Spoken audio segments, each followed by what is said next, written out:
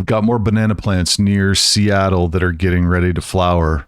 Let me show you what to look for so you can tell if your banana plant is about to flower. Now, these are musa basjoo variety. The ones that came up early in the year are going to be flowering starting about this time, are getting ready to flower. There's a sign that you can look for to know that this is getting ready to happen.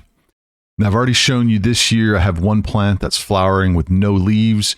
You can see here that the flower pod is starting to show. There are a couple others that are getting ready to flower soon.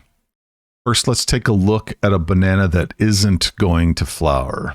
You'll notice the leaf coming out is in a tight spiral. It's going to stay tight like that until most of the leaf is out before it starts to unravel.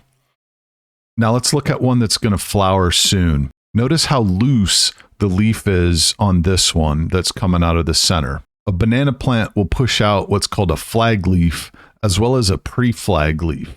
They're both different sizes than the leaves that came out before, although sometimes the pre-flag leaf is pretty close and it's difficult to tell that that's what it is. The leaves that come out right before the pod are not tightly wound. They come out loose like you see here. The flag leaf is going to be about half the size of the last regular leaf to come out of the plant. The pre-flag leaf will be somewhere between 1/2 and 3/4 of the size. You see the leaf between my fingers here? That's a pre-flag leaf.